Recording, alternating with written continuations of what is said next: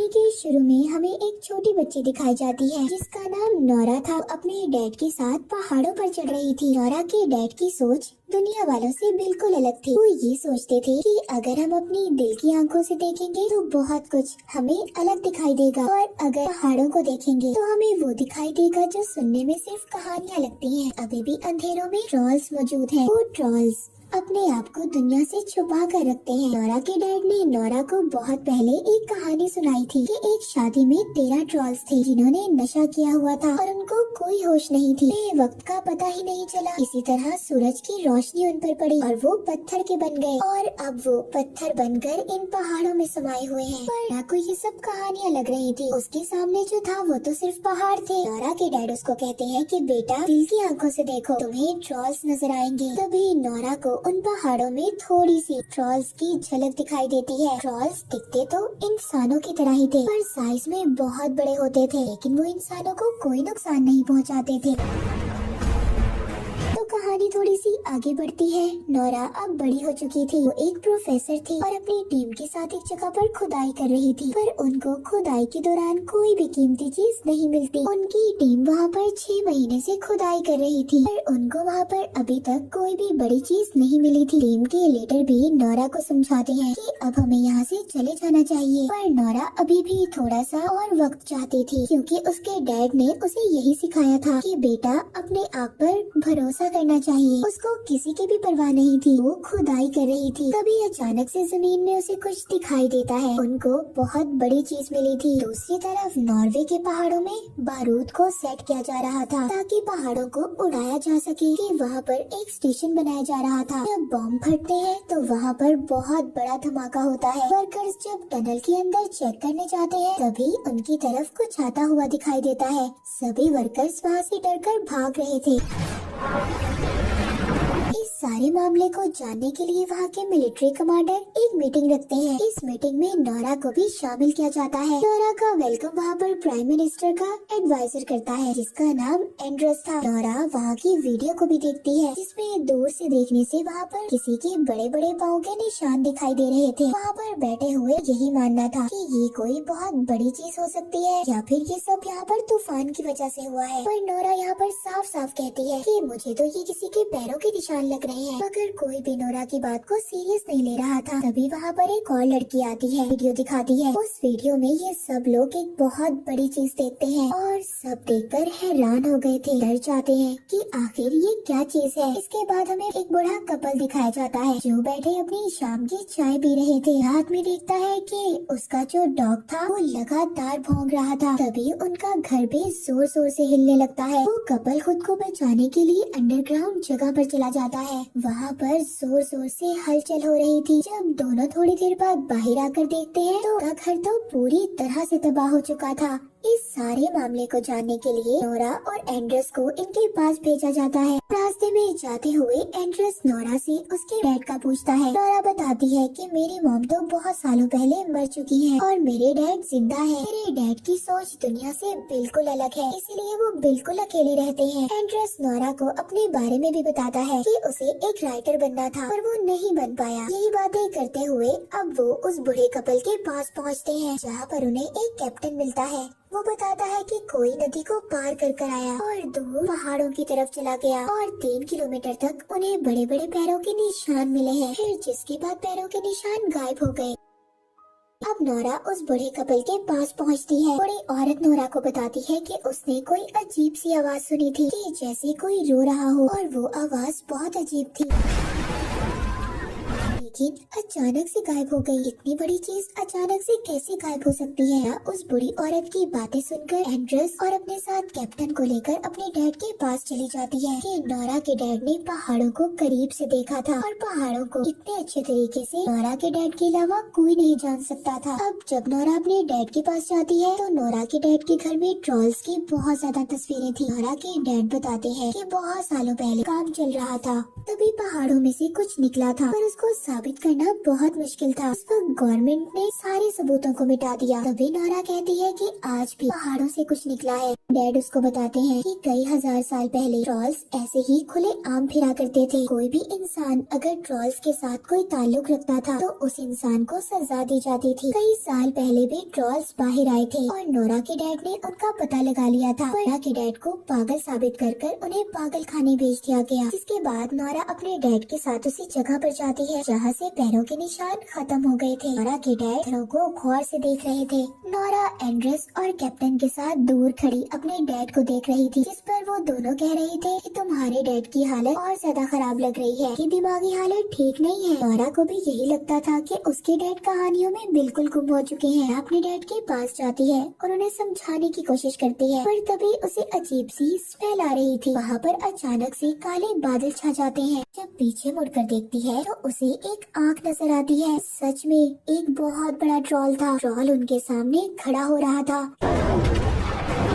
Captain जल्दी से सबको वहाँ से ले जाता है और यहाँ से निकलते हुए वो अपने कैमरे में सबको ये वीडियो वहाँ पर मिलिट्री कैंप में दिखाते हैं। किसी को भी देखकर आंखों पर यकीन नहीं हो रहा था। नोरा के डैड अब भी ट्रॉल्स की बात ही कर रहे थे, पर अभी किसी को भी उनकी कहानियों पर यकीन नहीं था, इसीलिए उनको वहाँ से बाहर निकाल दिया जाता है। नोरा यहाँ पर सब बातें समझने के लिए उनसे थोड़ा टाइम मांगती है। वहाँ की प्राइम मिनिस्टर नोरा से कहती है कि हमारे पास इतना वक्त नहीं है कि तुम इन सब बातों को समझोगी, और हम उस वक्त तक का इंतजार करेंगे जब तक तुम समझोगी कि वो क्या चीज है। वो चीज हमें तबाह कर देगी। अब आगे का काम मिलिट्री ही संभालेगी। वो जो भी चीज होगी उसको मार दिया जाएगा। कैप्टन के पास जाती है। वो कैप्टन से कहती है, क्या तुम हमें अपने साथ नहीं लेके जा सकते? मैं भी तुम्हारे साथ जाना चाहती हूँ। कोई इस बात की इजाजत तो नहीं थी कि वो इन तीनों को साथ लेकर जाता, लेकिन फिर भी वो नोरा की बात मान लेता है। मिलिट्री उन्हें ट्रॉल की लोकेशन बताती है कि वो कहाँ पर है, जिसके बाद सभी वहाँ पर पहुँच जाते हैं। वहाँ पर सब फौजियों को भेज दिया जाता है। वहाँ पर सबको ट्रॉल का इंतजार करना था। वहाँ पर डैड उससे माफी मांगते हैं क्योंकि नोरा के डैड ने उसे कभी टाइम नहीं दिया था। उसके डैड के होते हुए भी उसने ऐसी जिंदगी गुजारी कि जैसे उसका इस दुनिया में कोई ना हो। नोरा कहती है कि मैं अकेली नहीं हूँ, डैड अभी भी मेरे साथ है। इसके बाद वहाँ पर ट्रॉल आ जाता है, लेकिन वो अपनी जगह पर ही रुक गया था। उसको पता चल गया था कि इर्द गिर्द लोग हैं। वहाँ पर ट्रॉल को देखते ही फायरिंग करने का हुक्म दे देता है, पर उस फायरिंग से ट्रॉल को कुछ भी नहीं हो रहा था। उल्टा ट्रॉल को बहुत ज्यादा गुस्सा आ जाता है। वो वहाँ पर इन पर हमला कर रहा था, जिससे वहाँ पर बहुत सारे फौजी मारे जाते हैं। एंड्रेस नोरा और उसके डैड के साथ एक पत्थर के पीछे छुप जाता है। के साथ एक फौजी भी था जो क्रिश्चियन था। तभी वो ट्रॉल उस फौजी को उठाकर खा जाता है जो क्रिश्चियन था। ये सब देखकर नोरा के डैड कहते हैं कि जो ट्रॉल्स होते हैं वो क्रिश्चियंस को पहचानते हैं, उनको सूंघ सकते हैं। जिसके बाद वो उस ट्रॉल के सामने जाते हैं और उसको कहते हैं कि शांत हो जाओ, हौसला करो, रुक जाओ यहीं पर। हैरानी की बात ये थी कि वो ट्रॉल उनकी बातों को समझ रहा था और काफी हद तक वो पुरसुकून हो जाता है। तभी कुछ फौजी दोबारा से ट्रॉल पर हमला कर रहे थे। दोबारा से ट्रॉल को गुस्सा आ जाता है और वो वहाँ पर कुछ फौजियों को मार देता है। तभी ट्रॉल यहाँ पर गलती से नोरा के डैड को भी मार देता है। जब वो ऐसा करता है तो वो अपने दुख का इजहार कर रहा था और नोरा के डैड को देखकर वहाँ से चला जाता है। ये काफी अजीब बात थी। नोरा के डैड को बहुत चोट आई थी। वो आखिरी सांस ले रहे थे। कहते हैं रॉयल पैलेस और घर, ये कहकर वो मर जाते हैं। अपने डैड को भी खो दिया था। उसका अब इस दुनिया में कोई भी नहीं था। अगले दिन कैप्टन नोरा को बताता है कि एक हवाई हमला करने वाले हैं, जिससे उन्हें बहुत ज्यादा नुकसान हो सकता है। नोरा अब ट्रॉल पर सर्च करने लगती है। उसको पता चलता है कि ट्रॉल्स को चर्च की घंटियां बुरी लगती थी, इसीलिए वो चर्च पर हमला करते थे। नोरा अब इन सब बातों को सामने रखती है। कैप्टन भी नोरा का साथ देता है। अब वहाँ पर कमांडर की बात को सामने रखते हुए उसे एक मौका देने का सोचते हैं, क्योंकि अगर इतने नुकसान को रोककर ट्रॉल्स को रोका जा सकता है तो ये उनके लिए एक अच्छी बात थी। प्लान यहाँ पर ये था कि वो चर्च की घंटियों को बचाकर उस ट्रॉल को रोकेगी। नोरा का ये आइडिया काम भी करता है। ट्रॉल को जब चर्च की घंटियाँ सुनाई देती है तो वो इन घंटियों की आवाज को बर्दाश्त नहीं कर पाता। सभी घंटियों को तोड़ने लगता है, जिसके बाद वो इन आवाजों को सुनकर बेकाबू हो गया था, जिससे वहाँ पर एक बच्चे की जान भी जाने वाली थी। पर ट्रॉल उस बच्चे को बचा लेता है, उसे कुछ नहीं होने देता। सब लोग ये देखकर हैरान थे। इसके बाद ट्रॉल वहाँ पर नोरा को देखता है, जिसके बाद वो यहाँ से चला जाता है। नोरा का आइडिया काम नहीं करता, इसीलिए उसको इस मिशन से बाहर निकाल दिया जाता है। पूरी गवर्नमेंट ये सोचती है कि वो उस ट्रॉल पर मिसाइल से हमला करेंगे। इसी वजह से इस शहर को खाली करवा दिया गया था, पर इस मिसाइल की वजह से उन्हें काफी नुकसान होने वाला था। जिसके बाद हम देखते हैं कि एंड्रेस नोरा को घर छोड़ने जा रहा था। नोरा को ये बात समझ नहीं आ रही थी कि ट्रॉल अब किस साइड पर जाने वाला है। यहाँ पर उसको अपने डैड की कही हुई बात याद आती है, जिन्होंने मरते हुए रॉयल पैलेस का नाम लिया था, यानी कि राजा के घर का। नोरा वहाँ जाने का फैसला करती है। वहाँ पहुंचकर उसको राजा का चीफ मिनिस्टर मिलता है। वो बताता है कि पहले जमाने में ये माना जाता था कि अगर किसी राजा का घर किसी दूसरे राजा के घर के ऊपर बनाया जाए तो ये बहुत ज्यादा अच्छा होता है, शुभ माना जाता है। वो बताता है कि महल से पहले यहाँ पर ट्रॉल्स का घर हुआ करता था, उनको पहाड़ों का राजा कहा जाता था। वो चर्च की घंटियाँ बिल्कुल अच्छी नहीं लगती थी, इसलिए वहाँ के राजा ने सबको मरवा दिया और एक बच्चे को जिंदा छोड़ दिया। उस बच्चे को डरा धमकाकर पहाड़ों के अंधेरों में भेज दिया गया ताकि वो वहाँ पर मर जाए। वो ट्रॉल इसीलिए यहाँ पर आना चाहता है। सालों के बाद वो उठा है, वो अपने घर वापस आना चाहता है।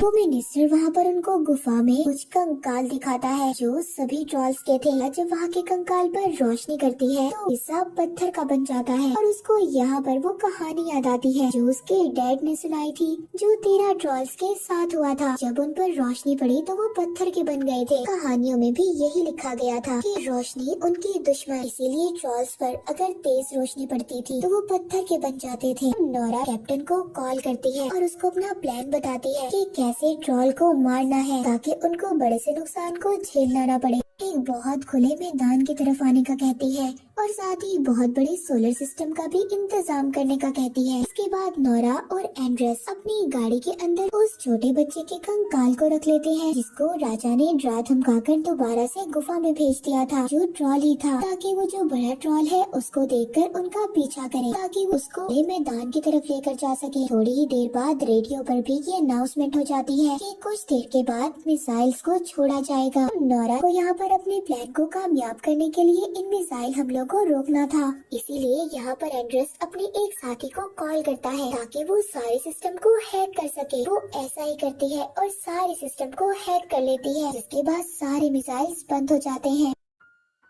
कैप्टन ने भी सोलर सिस्टम को सेट कर लिया था। दूसरी तरफ नोरा और एंड्रेस उस कंकाल के साथ ट्रॉल के रास्ते में आकर खड़े हो जाते हैं। ट्रॉल वहाँ पर जब उस कंकाल को देखता है तो उनके पीछे पड़ जाता है। नोरा यहाँ पर जल्दी जल्दी अपनी गाड़ी भगाती है। नोरा अचानक से जब अपनी गाड़ी रोकती है तो वहाँ से कंकाल नीचे गिर जाता है, जिसके बाद ट्रॉल वहाँ पर उस कंकाल को अपने हाथ में उठा लेता है। देखकर रोने लगा था, अभी उसके दर्द को महसूस कर रही थी। ट्रॉल का पूरी दुनिया में कोई भी नहीं था, वो बिल्कुल अकेला था। तभी वो कंकाल नीचे गिरकर टूट जाता है। अब गुस्सा आ रहा था और गुस्से से वो नोरा और एंड्रेस के पीछे पड़ जाता है। नोरा भी बहुत तेजी से गाड़ी चला रही थी ताकि वो ट्रॉल से बच पाए और वो उस खुले मैदान की तरफ पहुंच जाते हैं। ट्रॉल उनको पकड़ने ही वाला था, पर नोरा और एंड्रेस ने अपनी गाड़ी से छलांग लगा दी। वहाँ पर उस मैदान में कैप्टन सोलर सिस्टम को चला देता है। उधर दूसरी तरफ मिलिट्री कैंप में भी ये पता चल गया था कि मिसाइल के सिस्टम को हैक किया गया है। वो सिस्टम को दोबारा से एक्टिवेट कर देते हैं। मिसाइल्स को भी छोड़ दिया जाता है। जब कमांडर को ये बात पता चलती है कि वहाँ पे फौजी भी हैं, तो वो मिसाइल को वहाँ पर रोकने का कहता है। वहाँ खुले मैदान में अब ट्रॉल पर जो बहुत ज्यादा रोशनी पड़ती है तो वो चीखने लगता है। आहिस्ता आहिस्ता वो पत्थर का बन रहा था, उसको काफी दर्द हो रहा था, वो चीखते हुए रो रहा था। तभी यहाँ पर नोरा को एहसास होता है कि ये सब गलत कर रहे हैं। पहले भी उनको मारकर उनका सब कुछ छीन लिया गया था, जबकि वो लोगों के लिए कोई खतरा भी नहीं थे। इस दुनिया में कुदरत ने बनाया है, इसलिए उन्हें भी जिंदा रहने का हक है। नोरा सारे सोलर सिस्टम को बंद कर देती है और ट्रॉल के सामने जाकर खड़ी हो जाती है। वो ट्रॉल से कहती है कि यहाँ से चले जाओ, दूर कहीं, दोबारा से अंधेरे में जाकर छुप जाओ, ये लोग तुम्हें खत्म कर देंगे, तुम्हें मार देंगे। ट्रॉल भी यहाँ पर नोरा की बातों को समझ रहा था, पर अब बहुत देर हो चुकी थी। सूरज निकल गया था और सूरज के निकलते ही वो ट्रॉल पत्थर का बनने लगता है। देखते ही देखते वो पत्थर का बन जाता है। बहुत अफसोस था कि वो ट्रॉल को बचा नहीं सकी। खैर वहाँ पर मिलिट्री कैंप की टीम पहुँचती है। वहाँ की प्राइम मिनिस्टर नोरा से कहती है, तुम्हारे डैड की कहानियाँ बिल्कुल सच्ची थी। नोरा को भी इसका एहसास हो गया था कि उसके डैड हमेशा से सच्चे थे। एंड्रेस भी यहाँ पर अपनी नौकरी छोड़ देता है। वो प्राइम मिनिस्टर से कहता है कि मुझे तो राइटर बनना है। एंड्रेस नोरा से कहता है, क्या पहाड़ों के अंधेरों में और भी ट्रॉल्स रहते हैं? नोरा इस बात पर हंसने लगती है, कहती है हाँ कुछ भी हो सकता है, ये दुनिया बहुत बड़ी है। और इसी के साथ ये मूवी यहीं पर खत्म हो जाती है।